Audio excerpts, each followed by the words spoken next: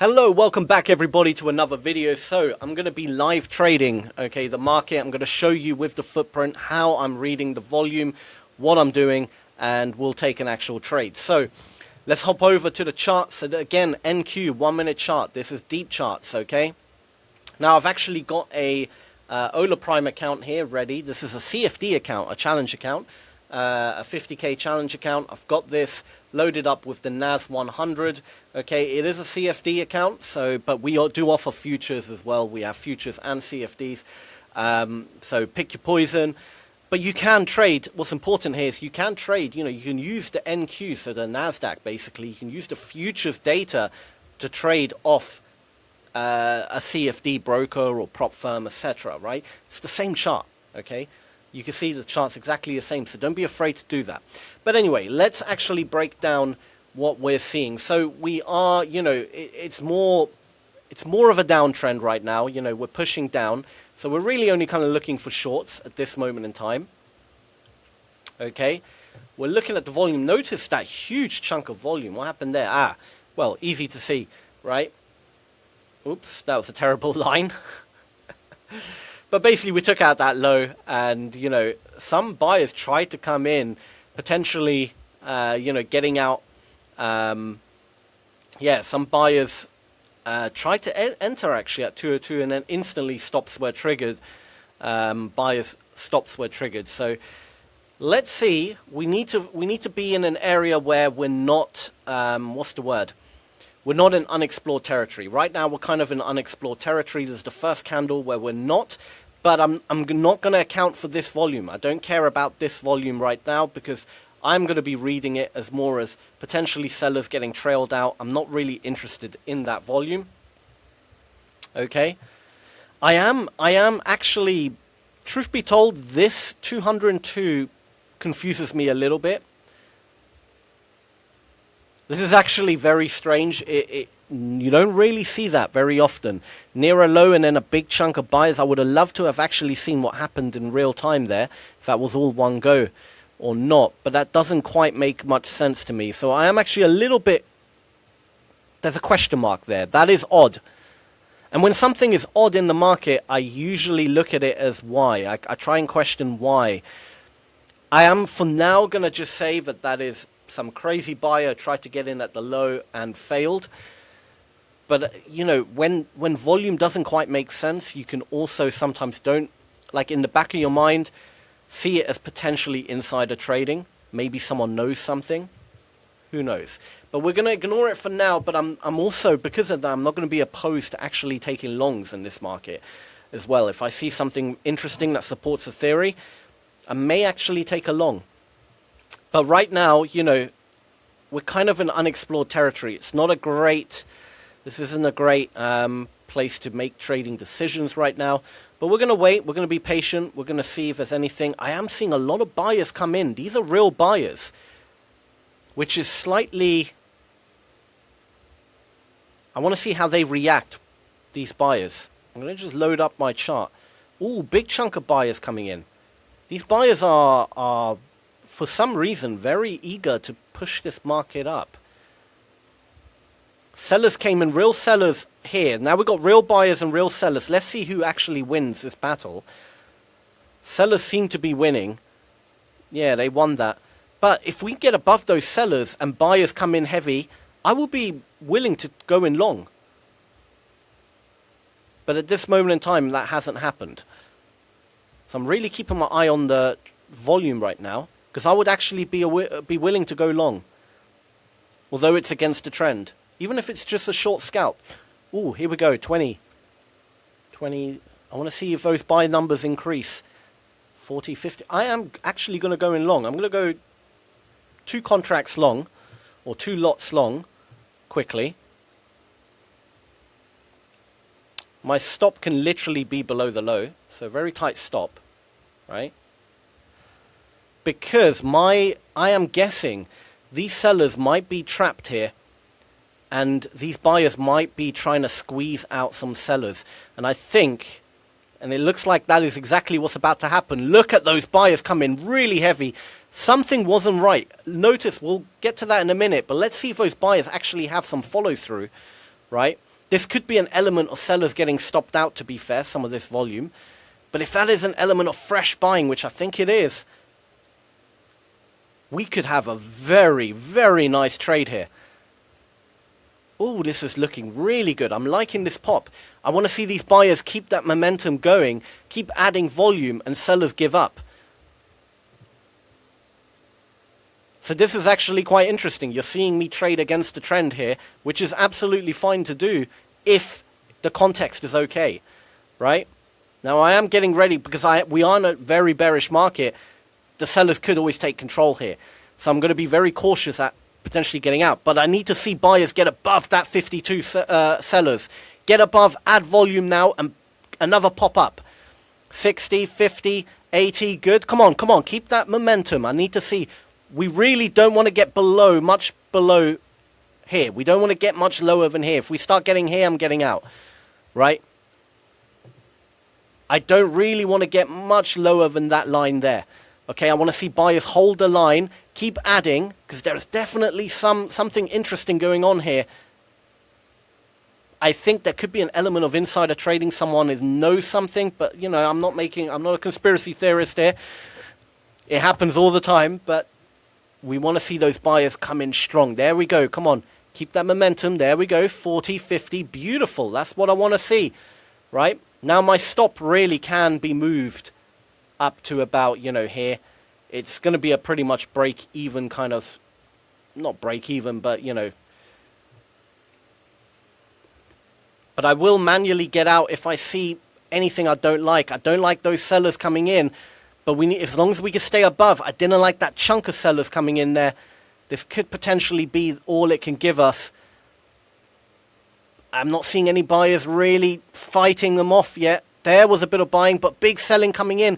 But again, whenever there's big selling and we're out. Okay, we got trailed out there. Wasn't the greatest trade, to be honest. I expected a bit more. But something is going on. I am not opposed to going in long again. We might actually have another trade there.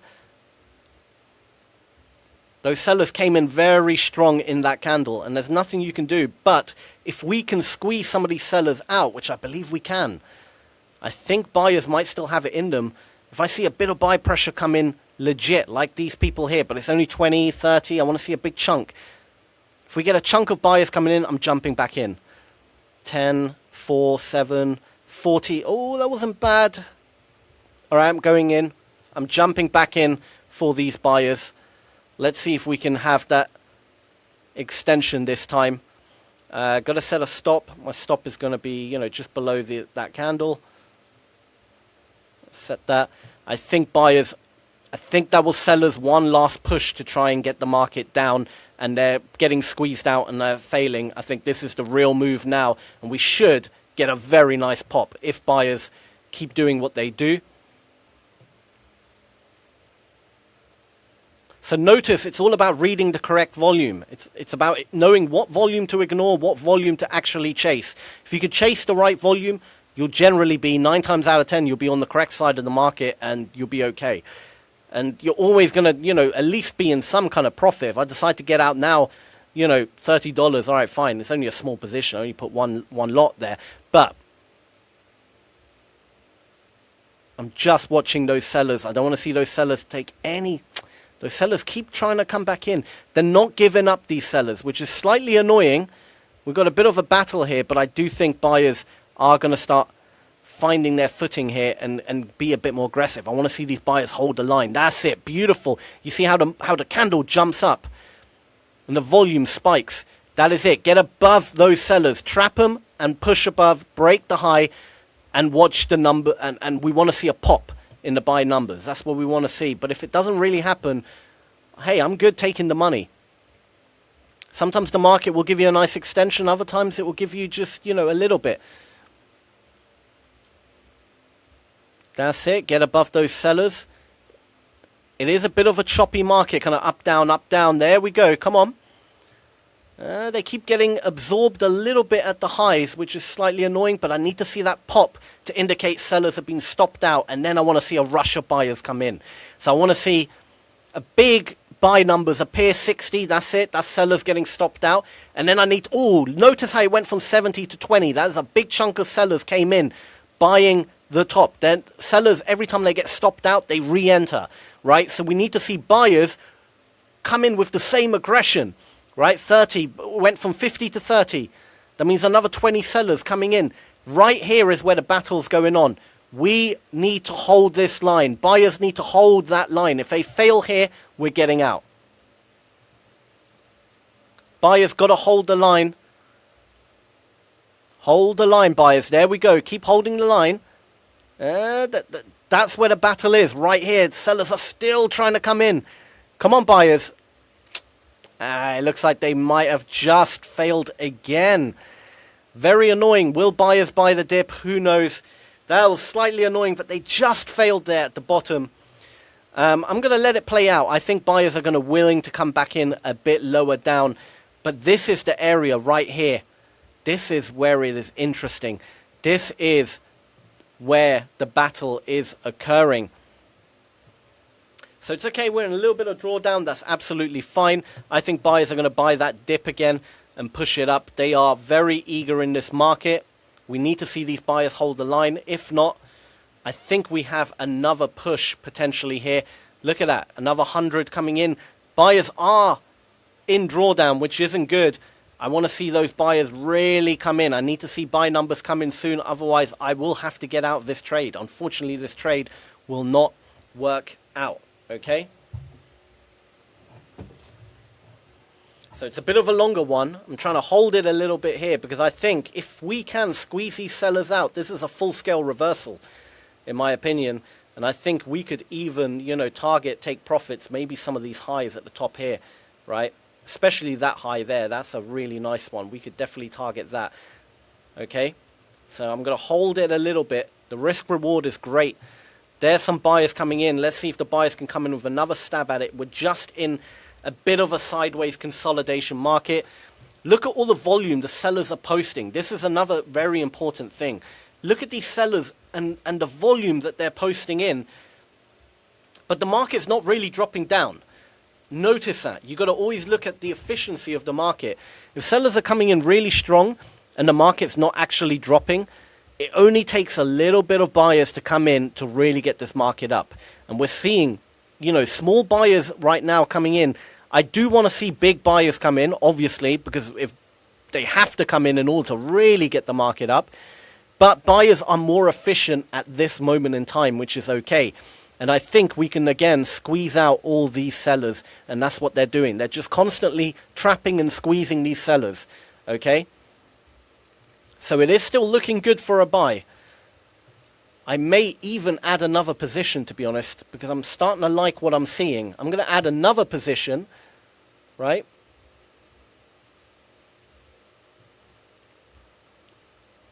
Because I do believe the buyers are about to pop and really squeeze out. They want it more than the sellers. They're really trying to squeeze these sellers out, okay?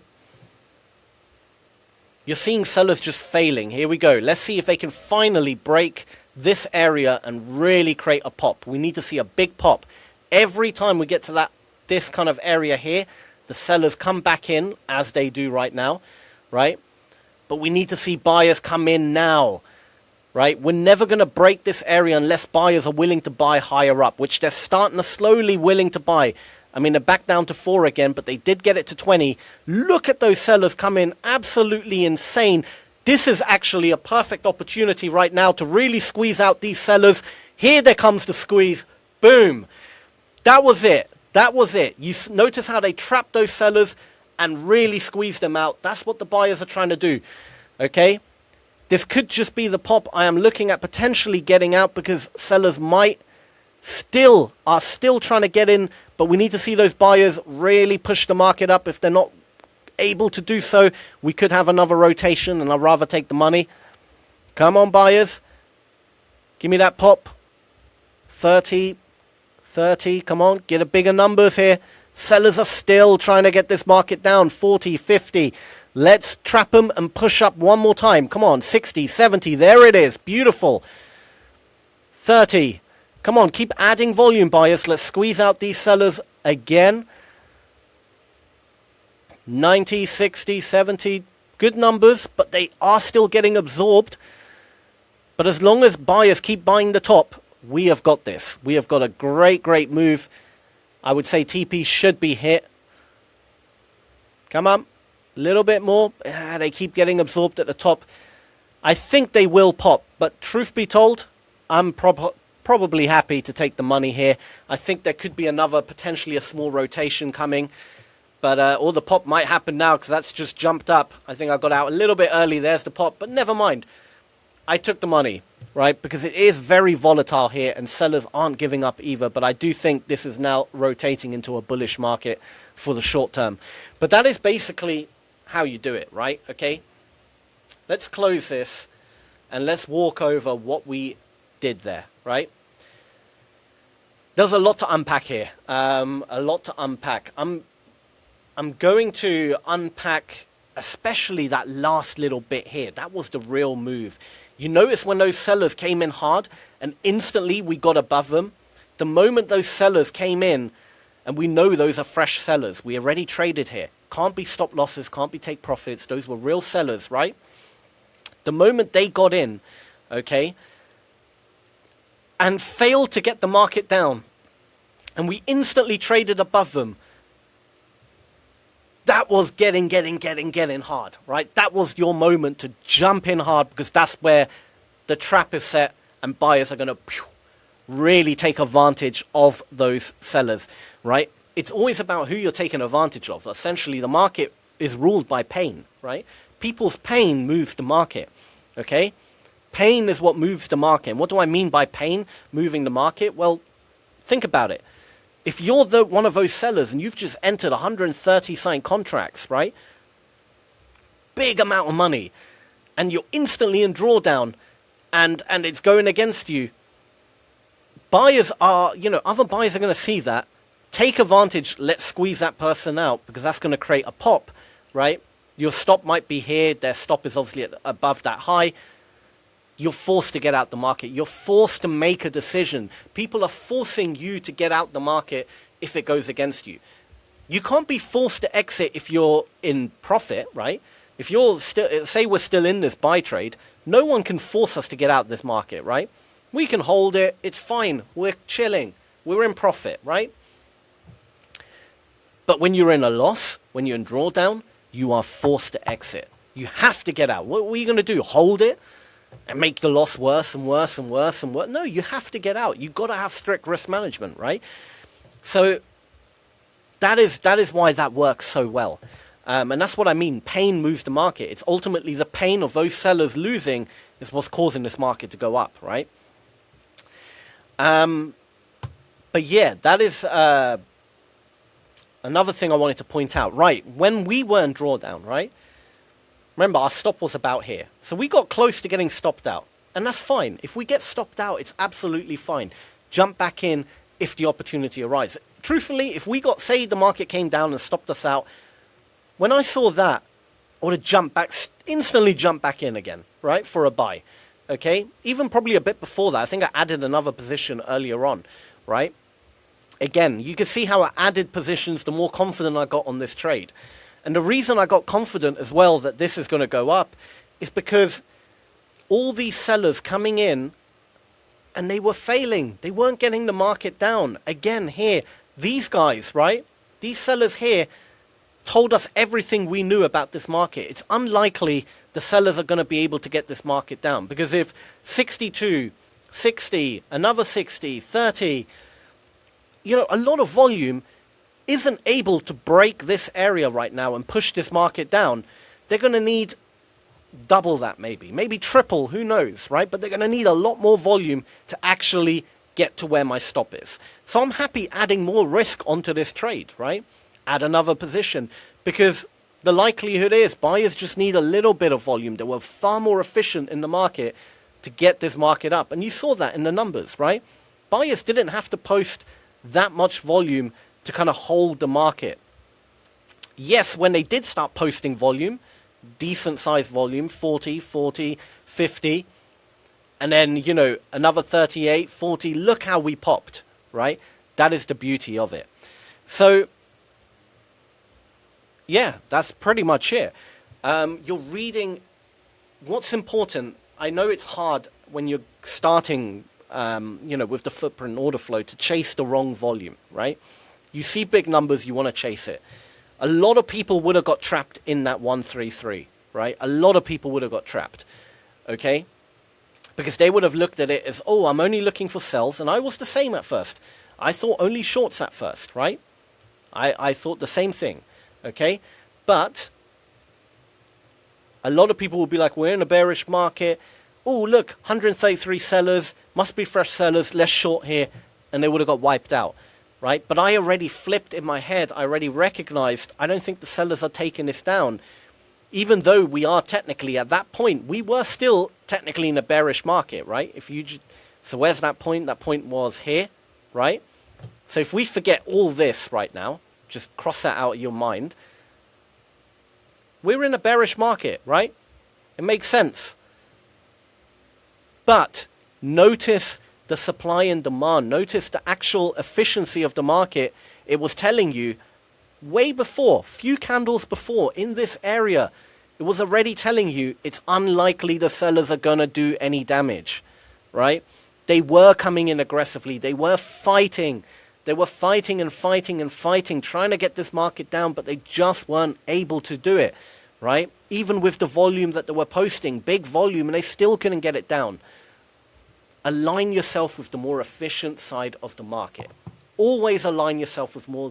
Ignore the actual numbers. Don't look at 133 and be like, huge number, short. But what did that 133 do? Now, if that 133 instantly pushed the market down aggressively and we broke this area and it started and more volume, then yeah, short the hell out of the market, right? Absolutely. Short the market. Then they've broken it. They finally, the sellers found their balls. They found their momentum. They finally broke that area. Now we're going down. Then jump on that train. But they didn't, right? They couldn't. They posted volume, but they couldn't move it in their favor, right? They kept struggling. And buyers were a hell of a lot more efficient getting the market up at smaller volume. Who am I going to align myself in the market? The buyers, of course, right? You want to be in the more efficient side of the market. And that's pretty much it.